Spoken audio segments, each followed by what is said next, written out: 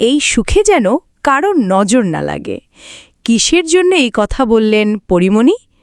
এই দিকে আবার হঠাৎ করে সামাজিক যোগাযোগ মাধ্যমে অভিনেত্রী কাজল আগরওয়ালের মৃত্যুর গুজব ছড়িয়ে পড়ে। তাহলে চলুন গসিপগুলো জেনে আসি। প্রথম আসি পরিমণি প্রসঙ্গে।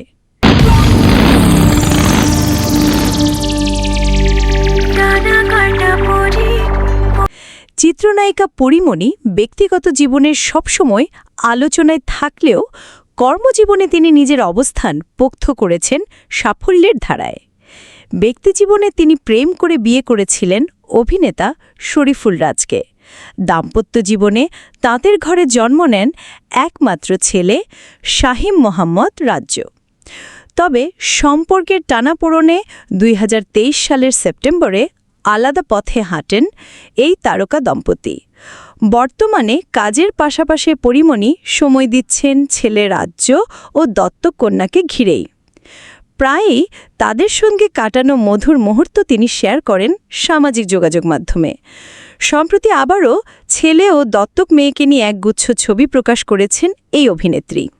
ছবিগুলোর ক্যাপশনে আবেগঘন বার্তা দিয়ে পরিমণি লিখেছেন, এখন আমার ঘরের দরজা খুলে দেওয়ার মানুষ ওরা দুজন। নানা ভাই মারা যাওয়ার পর আর কেউ এভাবে আমার ফেরার অপেক্ষায় থাকেনি। গতকাল রাতে আমি যখন অ্যাওয়ার্ড নিয়ে বাসায় ফিরলাম, দরজা খুলেই তারা হুড়মুড় করে আমার কোলে উঠে এলো। জীবনে আর কীই বা লাগে, শুক্রিয়া খোদা। তিনি আরও উল্লেখ করেন, আমি শুধু আল্লাহর কাছে দোয়া করি এই সুখে যেন কারো নজর না লাগে। আহা, কি সুন্দর পরিপূর্ণ জীবন আমার, রূপকথার মতোই সুন্দর, আলহামদুলিল্লাহ। এবার আসি কাজল আগরওয়াল প্রসঙ্গে।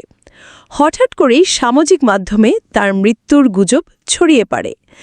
গত কয়েকদিন ধরে একটি ভুয়া খবর ভাইরাল হয়, যেখানে দাবি করা হয় যে সড়ক দুর্ঘটনায় কাজলের মৃত্যু হয়েছে। এই গুজবের পর থেকেই তাকে নিয়ে শোকবার্তা আসা শুরু হয়ে যায়। অবস্থা এতটাই গুরুতর হয়ে ওঠে যে বিরক্ত হয়ে অভিনেত্রী নিজেই এই খবরটির সত্যতা নিশ্চিত করেন। নিজের বেঁচে থাকার খবর দিতে কাজল সামাজিক মাধ্যমে লেখেন, আমাকে নিয়ে একটা ভিত্তিহীন খবর রটেছে যে সড়ক দুর্ঘটনায় নাকি আমার মৃত্যু হয়েছে। সত্যি বলতে এটা খুবই হাস্যকর, কারণ খবরটি সম্পূর্ণ মিথ্যে।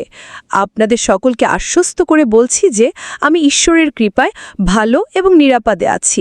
সকলের কাছে আমার অনুরোধ, এই ধরনের ভুয়া খবরে কান দেবেন না, সবসময় অতিবাচক থাকুন।